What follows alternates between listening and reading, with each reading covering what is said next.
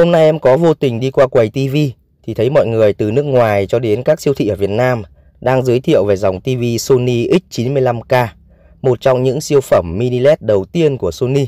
Model này thì em có từ tháng trước rồi, nhưng hôm nay thì em mới có thời gian để mà review.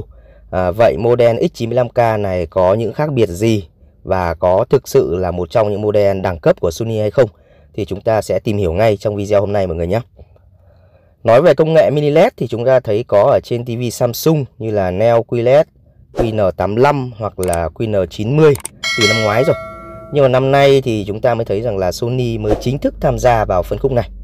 Công nghệ mini LED thì gồm nhiều LED siêu nhỏ và xếp kín ở phía sau màn hình, cho phép tắt bật từng vùng LED, tăng cái khả năng là mờ cục bộ và giúp cho cái độ tương phản của TV nó trở nên tốt hơn.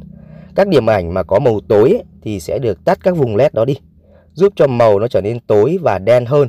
Tương tự thì ở vùng sáng thì các cụm LED sẽ được bật lên với số lượng LED dày đặc và giúp cho nó trở nên sáng hơn. Vì vậy về hình ảnh tổng thể thì ở trên model mini LED thì nó luôn có độ tương phản rõ ràng và chính xác.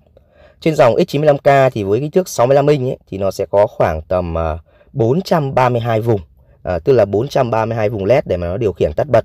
Thế còn 75 inch thì khoảng 600 vùng và 85 inch thì có khoảng là 768 vùng. Số lượng vùng này nó cũng chưa phải là quá cao.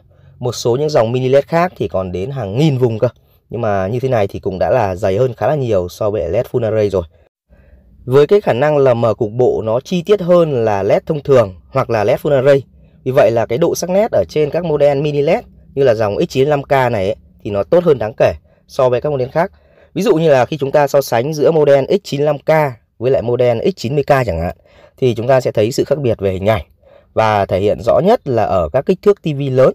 Còn các kích thước nhỏ, ví dụ như là 50 hoặc 55 inch ấy, thì nó cũng hơi khó phát hiện.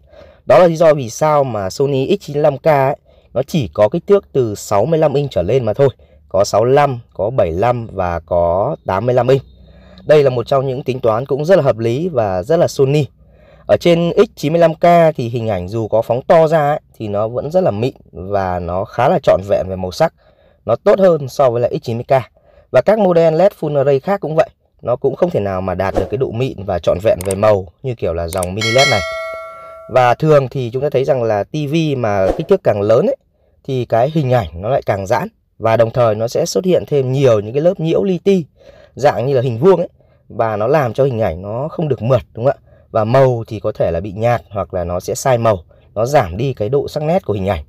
Nhưng mà với X95K thì hiện tượng đó được cải thiện rất là rõ rệt, thậm chí là cả với kích thước 85 inch như mọi người đang thấy ở trên màn hình ạ. Và X95K thì nó tạo ra cái độ sáng tổng thể rất là tốt, giúp cho màn hình nó chống lại được các phản xạ từ phía bên ngoài. Cái khả năng chống chói của model này thì thực sự là rất là tuyệt vời. Chúng ta sẽ không nhìn thấy được các tán sắc màu cầu vồng mà nó hiện lên trên màn hình. Các đốm sáng mà bị hắt từ bên ngoài vào ấy thì nó sẽ được giữ nguyên và nó cũng khá là mờ.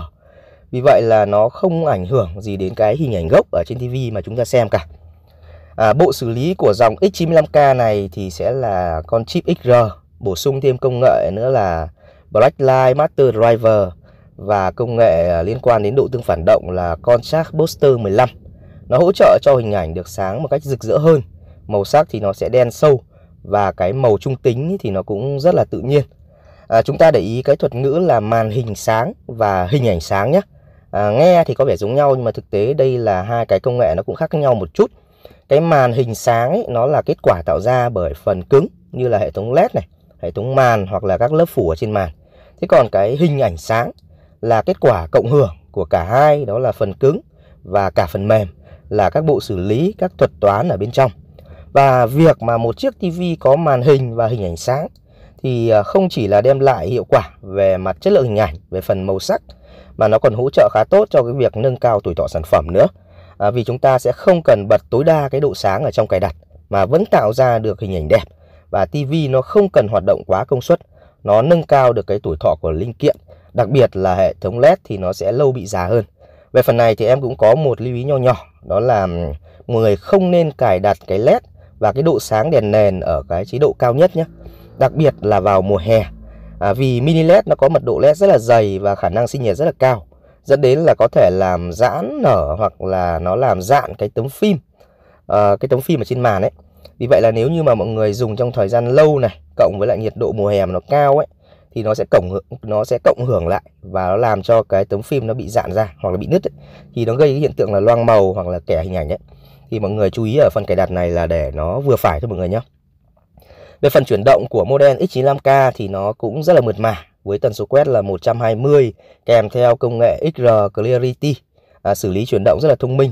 Hình ảnh thì nó sẽ không bị nhòe hoặc là bị giật đâu, giúp chúng ta trải nghiệm các nội dung như là thể thao, phim hành động nhanh thì nó được trọn vẹn hơn.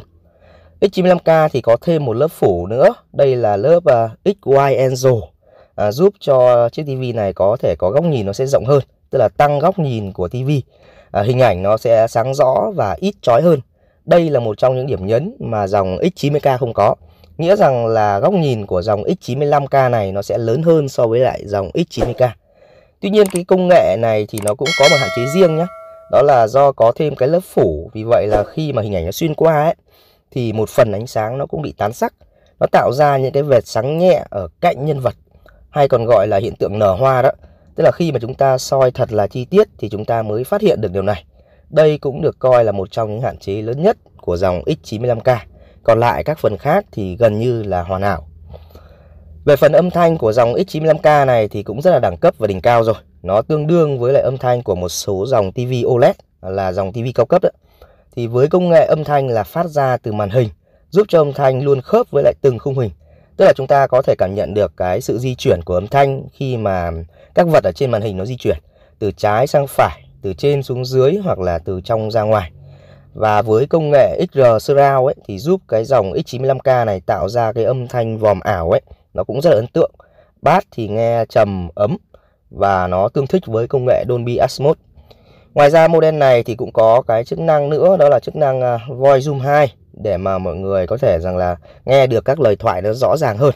Tức là nó sẽ cải thiện được cái âm thanh, nó sẽ tăng cái phần lời thoại, nghe nó rất là rõ. Và cái công nghệ này thì nó cũng khá là giống với lại công nghệ âm thanh của trên TV OLED. Về phần hệ điều hành thì X95K tất nhiên là vẫn sử dụng là Google TV rồi, gồm nhiều ứng dụng và nó dễ dàng thêm bớt. Tốc độ phản hồi hoặc là độ mượt mà của các ứng dụng thì nó cũng rất là tốt. Nói chung đây là một trong những hệ điều hành cũng khá là thân thiện và dễ dùng. X95K thì có đầy đủ các kết nối như là AirPlay 2 để mà chia sẻ hình ảnh từ iPhone lên TV, có Bravia Cam để hỗ trợ mà chúng ta muốn điều khiển bằng cử chỉ chẳng hạn, hoặc là gọi điện qua video. Tất nhiên là cái cam thì chúng ta vẫn phải mua rời mọi người nhé, vẫn không có đi liền theo TV đâu. Về thiết kế bên ngoài của dòng X95K thì nó cũng rất là thời thượng và đẳng cấp, tràn viền 4 cạnh và bo góc rất là vuông vắn, sắc nét. Mặt trước và mặt sau thì rất là chắc chắn và kín đáo. Nhìn chung là rất là sang trọng, và chỉ cần nhìn thôi thì cũng đã toát lên cái vẻ quý phái và có tiền của chủ nhà rồi. Đánh giá về tổng thể của model này thì X95K là model thực sự là TV cũng rất là đẳng cấp và phù hợp để mà xem với mọi nội dung, mọi nhu cầu giải trí, kể cả là chơi game. X95K thì nó nằm ở phân khúc là giữa dòng QN85 và QN90 mọi người nhé. Tức là về cái hiệu suất tổng thể thì nó cao hơn dòng QN85 một chút, nhưng mà nó lại thấp hơn dòng QN90 một chút. Mọi người chú ý rằng là hiệu suất tổng thể nhé.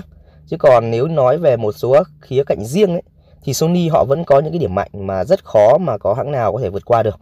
Đặc biệt là về cái hệ màu, độ sắc nét và cái tính trung thực của hình ảnh ấy, thì Sony họ vẫn luôn luôn là đi đầu rồi. Và giá hiện tại của dòng X95K thì nó cũng rất là đắt đỏ, thực sự là rất là đắt. Nó còn đắt hơn cả dòng QN90 cả chục triệu cơ. Cụ thể thì 65 X95K mà trừ hết khuyến mại đi ấy, thì nó đang là 52 triệu 300 nghìn. Đây là chưa gồm có chi phí vận chuyển và lắp đặt đâu mọi người nhé. Và em thì ở Hà Nội, đâm ra là cái chi phí vận chuyển thì em cũng đã có ở trong một video trước rồi. Tức là bán kính mà dưới 10 cây thì sẽ cộng thêm khoảng 200. Mà trên 10 cây thì nó sẽ là 300, 400 hoặc 500 là tùy khoảng cách mọi người, tùy khoảng cách. Và đối với dòng 75 inch, 75 X90K thì giá sẽ là 71 triệu 900 nghìn. Và tất nhiên là cũng chưa có giá lắp đặt đâu. Và lớn nhất là 85 inch, giá hiện tại bên em là 97 triệu 200 nghìn mọi người nhé. Trên đây là một số những đánh giá nhanh của em về dòng TV X95K, một trong những siêu phẩm của Sony năm 2022. Tuy là đánh giá nhanh nhưng mà nó cũng khá đầy đủ rồi. Hy vọng là với video này thì mọi người sẽ đưa ra được những lựa chọn của mình. rằng là có nên sở hữu một chiếc TV đẳng cấp như thế này không, hay là chúng ta sẽ chọn các phân khúc thấp hơn. Rất là cảm ơn mọi người đã luôn ủng hộ và luôn đồng hành cùng với lại kênh Phan Linh của em. Rất là mong mọi người sẽ tiếp tục like và share, và hẹn gặp lại mọi người trong những video tiếp theo.